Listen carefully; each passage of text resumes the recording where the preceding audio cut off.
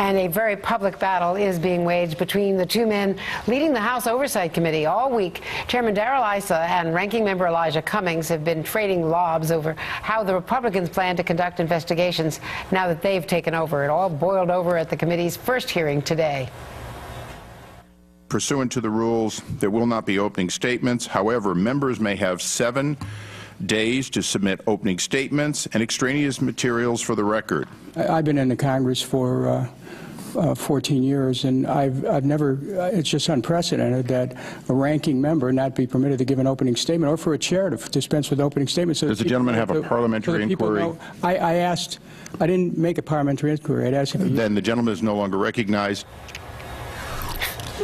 Maryland Congressman Elijah Cummings joins me now. Well, you didn't get the chance to make the opening statement. If that's the case, make it now. Well, the fact is that, Andrea, we need transparency and accountability. And we had a hearing today about HAMP, and that is the home mortgage program which helps people save their houses.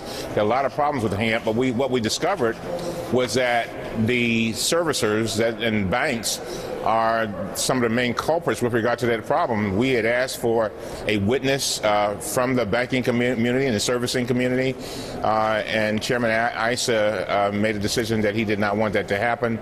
We also simply wanted to make an opening statement, and I've been here for 15 years and never been denied. I've never seen a ranking member denied that opportunity, just as Congressman Consenti said. So we've got some work to do. I know Speaker Boehner has talked about us working together and working closely, but I got to tell you, this does not lead to that kind of working togetherness that I had hoped for.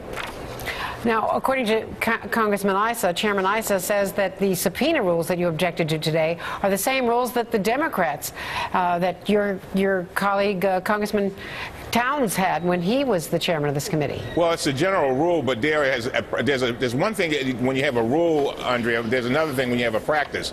The practice is that where a subpoena was at issue, the majority would consult with the minority, and if they could not come to an agreement, then it came to a vote. And that was what we were arguing about. And basically what we're saying is that if we are going to exercise it, that is, the chairman is going to exercise the probably one of the most extensive powers that a congressperson has. And by the way, Chairman Issa can subpoena anybody at any time, that he ought to at least consult with the ranking member, and if there's disagreement, then let the committee vote on it. And we did not get.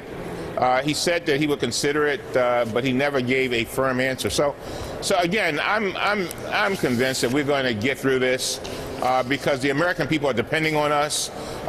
We are determined to address the issues of the American people, and as I've said many times, the American people back in the November election said they want us to work together. And as I told Chairman Issa yesterday, you can go alone and go fast, but if you really want to go far, you go together with others. And our entire committee is hopefully on that same page. Speaking of going together, who was your date last night? Congressman Gosar from Arizona. Wonderful gentleman, dentist, Republican. He and I share something in common. We both are concerned about children's dental care. And just a wonderful fella. And he's also on the Oversight Committee. And so I'm looking forward to working with him. And that's the kind of congeniality that we need. That's what the American people want us to do. They want us to work together to solve their problems. And so hopefully Congressman Gosar and I will work together and help our children get better dental care. And Congressman, in general, what did you think of the speech last night? Are you concerned that the president might be, in freezing discretionary spending, letting Republicans have a pass on cutting money from places like your district where you need it so desperately? Yeah, I do worry about that, but I also realize that There are going to have to be cuts, but I agree with the president. We cannot cut people who are already going through difficult times, and we must invest, Andrea, in our future. We just had a report today that only 1% of our children, I think it's in high school, were efficient in science. We can't have that. That's ridiculous. We've got to be innovative. The president talked about the Sputnik time frame. We want the Facebook era, and I think that we can do it.